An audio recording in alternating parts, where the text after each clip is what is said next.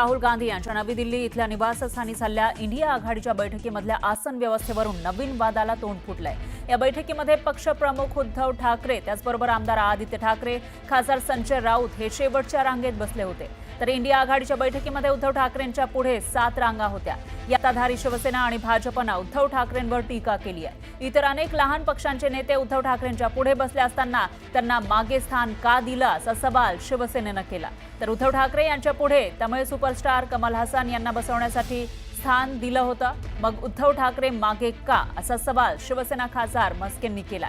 तर शेवटच्या रांगेमध्ये स्वाभिमान शोधून दाखवा असा टोला भाजपनं लगावला। तर हा फोटो आहे दिल्लीमधला।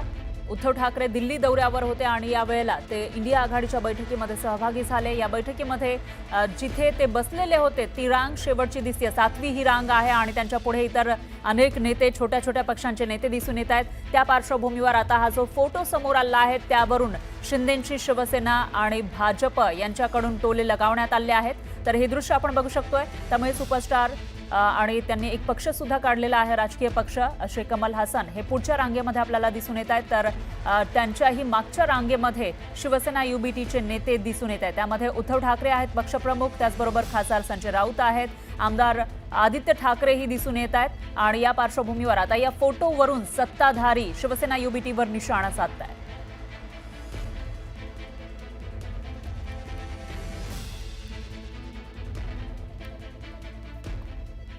पाहूयात पुढची बातमी। शेवटच्या रांगेमध्ये बसण्याच्या वादावर शिवसेना युबीटी खासदार संजय राऊत यांनी स्पष्टीकरण दिलंय।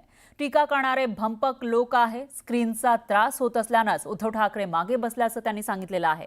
तर प्रेझेंटेशन नीट दिसावं म्हणून ते मागे बसले असंही राऊतांनी स्पष्ट केलं। दुसरीकडे फोटो व्हायरल करताना आधी विचार करा असा थेट सल्लाही संजय राऊतांनी दिला।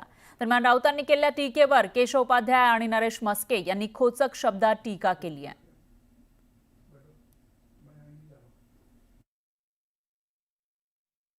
टीका हे भंपक लोक आहेत। आम्ही घरी गेलो आहे, समोर स्क्रीनवरती काही प्रेझेंटेशन होतं, स्क्रीनवरती उद्धवजींना पुढे बसवलं। उद्धवजीचं म्हणणं पडलं की स्क्रीनच्या समोर आपण सिनेमा बघतो तर ते थोडं त्रास होतो पाहताना किंवा नीट दिसत नाही। आम्हाला हे पाठीमागून जाऊन आम्ही सगळेच गेलो पाठीमागे, कमल हसन असतील, अमुक असतील, कारण तो स्क्रीन जो असतो सिनेमाचा, जेव्हा पहिल्या रांगेत जाऊन तुम्ही पाहता, जब आप पहले लाइन में बैठे हो तो स्क्रीन के साथ आपका जो आई टू आई कनेक्शन होता है उससे आपको तकलीफ होती है देखने में, समझने में। तो हम खुद ही उठकर पीछे चले गए क्योंकि वो अलग जगह थी, वो बैठने की जगह नहीं थी, प्रेजेंटेशन का जगह है, वो प्रेजेंटेशन चल रहा था वहाँ। ये जो फालतू लोग हैं आईटी सेल वाले, बीजेपी के या किसी के, उनको समझना चाहिए। हिंदुत्व सोडलं, विचारधारा सोडली आणि आता काँग्रेससोबत राहिले। गेल्या 2-3 वर्षामध्ये कधी आठवलंय माननीय बाळासाहेब ठाकरेंना काँग्रेस नेत्यांनी हिंदू हृदय सम्राट म्हटलंय? कधी आठवलंय काँग्रेस नेते बाळासाहेब ठाकरे यांच्या स्मृतीस्थळावर जातात? कधी राहुल गांधी सोनिया गांधी मातोश्रीला आल्यात आठवतंय? या सगळ्यांची उत्तरं नाही। शेवटी काय, हिंदुत्व सोडलं, विचारधारा सोडली आणि आता पदरात पडलं काय? शेवटची रांग, अपमानाची शेवटची रांग। तुम्ही त्या प्रेस कॉन्फरन्समधलं एक वाक्य काढा, त्या वाक्यामध्ये ते म्हटलेलं आहे, महत्वाची लोक पुढे बसली होती, ज्येष्ठ नेते पुढे बसली होती। ही जर ओळ त्याच्यामध्ये नसेल तर मी आत्ता तात्काळ माझा खासदारकीचा राजीनामा देईन। हे त्यांची ओळ आहे, महत्वाची लोक, ज्येष्ठ लोक पुढे बसली होती। म्हणजे उद्धवजी महत्वाच्या लोकांमध्ये येत नाहीत, ज्येष्ठ नेत्यांमध्ये येत नाहीत का? आपल्याच प्रेस कॉन्फरन्समध्ये आपण म्हटलंय। तर इंडिया आघाडीच्या राहुल गांधी यांच्या निवासस्थानी झालेल्या बैठकीमधील आसन व्यवस्थेवरून आता भाजप आणि शिवसेनेनं टोलेबाजी सुरू केली आहे। उद्धव ठाकरे आणि आदित्य ठाकरेंना बैठकीमध्ये अखेरच्या रांगेत बसवण्यात आलं, यावरून टीका होतीये। काँग्रेसनं उद्धव ठाकरेंना त्यांची जागा दाखवली अशी टीका एकनाथ शिंदेंनी उद्धव ठाकरेंवर केली।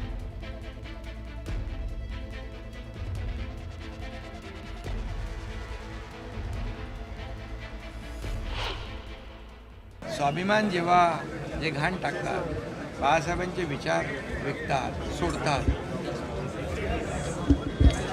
त्यांना त्याचं काही वाटणारच नाही आणि मग त्यांना त्यांची जागा, काँग्रेसने त्यांची जागा दाखवली असेल.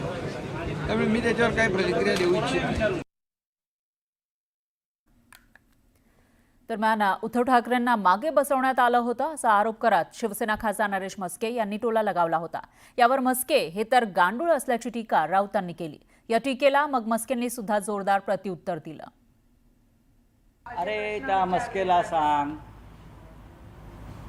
दुतोंड्या गांडुळा, बाळासाहेब ठाकरेंची शिवसेनेच्या नावाची शिवसेना तोडताना तुम्हाला हे दिसलं नाही का? मान अपमान हां, इथे येऊन चाटुगिरी करता मोदी आणि शहांची महाराष्ट्र, तेव्हा तुम्हाला शिवरायांचा महाराष्ट्र दिसत नाही का? आमचं बघू ना, आमचं बघू क्या. संजय राऊत हे गांजा राऊत आहेत, भांडी घाशे आहेत. दोन्ही घरचे भांडी घाशे आहेत. पूर्वी पवार साहेबांच्या घरचे भांडी घासायचे, आता राहुल गांधी यांच्या घरचे भांडी घाशा आहेत. तर शेवटच्या रांगेमध्ये बसवल्याचा वाद निरर्थक आहे, हा निव्वळ बालिशपणा असल्याचं खासदार सुप्रिया सुळेंनी म्हटलेलं आहे. सुप्रियाताई तर आज इथं आणि उद्या तिथं असं करत सर्वांचीच भेट घेत असतात असं म्हणत म्हस्केंनी त्यानंतर टोला लगावला. अगदीच बालिश आरोप आहे. इन्फॉर्मल गेट टुगेदर होता, कोणी कुठेही बसलं होतं. मग असं म्हणू का, अखिलेश यादव दुसऱ्यात बसले होते आणि प्रोफेसर साहेब पहिल्या रो मध्ये असले, आदरणीय पवार साहेब तिसऱ्या का चौथ्या रो मध्ये. असं काही बसण्याची सिस्टम नव्हती. तो काही प्रोटोकॉलचा कार्यक्रम नव्हता. आम्हाला सहकुटुंब, आम्हाला एकत्र जेवण्यासाठी बोलवलं होतं. त्याच्यामुळे त्याच्यात एक प्रेझेंटेशन होतं, ज्याला जिथे वाटलं तिथे तो बसला. तो काय सरकारी कार्यक्रम नव्हता, तो घरगुती कार्यक्रम होता.